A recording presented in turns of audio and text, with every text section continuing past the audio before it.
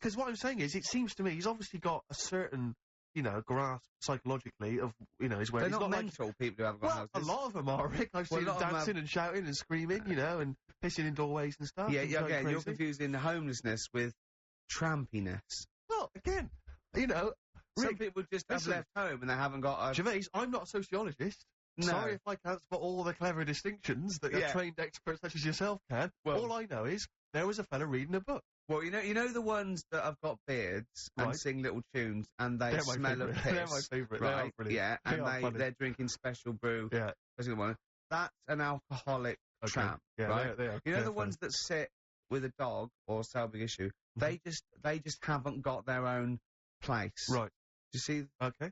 Well, Okay. again, I mean, because it is tricky finding a place. I know, because I had to move house recently, and it's a nightmare. I had to get like estate agents on it, and I had to go and see a load of places. Sure. And I was doing a job as well, you know. I still managed to fit it in. This guy's just lounging around on the street. Yeah. So I'm surprised should be able to find the time. loads of places to live. I'm surprised he can't find the time to visit a couple of different residences. Yeah. Because there's some pretty cheap ones, you know, if you go kind of a bit farther out of London. Maybe it's because he wants to live in the Soho area, and frankly, it's expensive. What I'm confused about is the number of homeless people that recognise me and say they enjoy The Office. Mm. They've got to be watching it through Dixon's window. I think that's probably the demographic that's sort of hung over from some of your previous TV work. The 11 o'clock show. Yeah, you know, or stuff like that. The or, ones that used to the set chat fire show. to Yeah, exactly. tramps and the French for me. Exactly, yeah. Yeah. Some of the weirdos. sure. Or maybe sort of people who watched, you know, have watched the show and then have fallen on hard times since then. I don't know.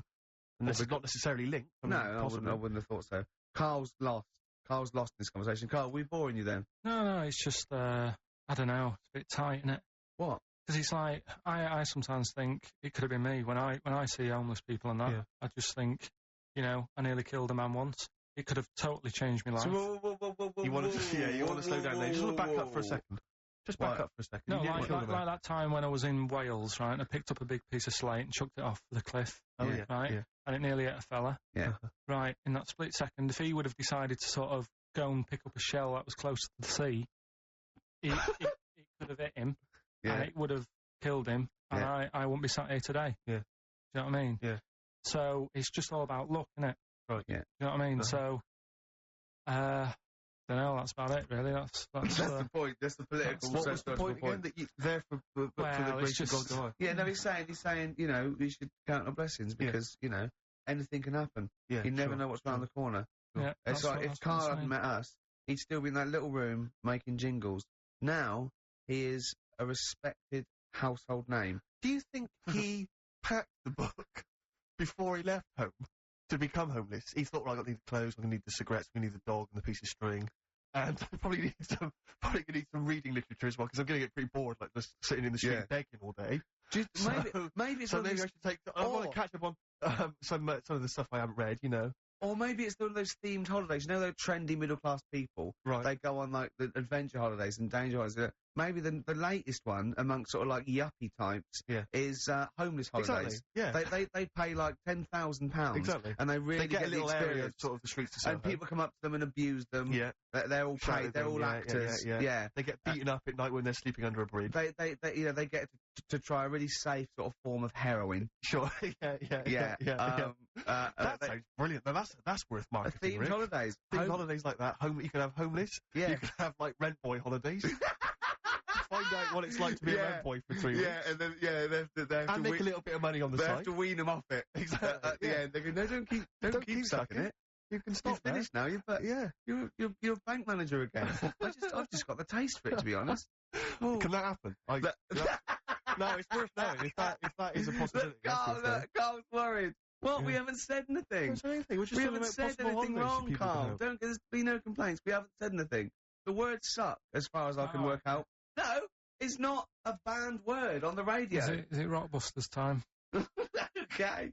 Yeah, Rockbusters. Well, let's play a tune and we'll come out with Rockbusters. Do you want Are we to going to hear your mum's before we have Best yours? holiday I've ever had. No. I'll get a taste for it. That's a new American band called My Morning Jacket from the Sweat Bees EP. That's called Lowdown. Like that. Yeah, nice. Good, yeah.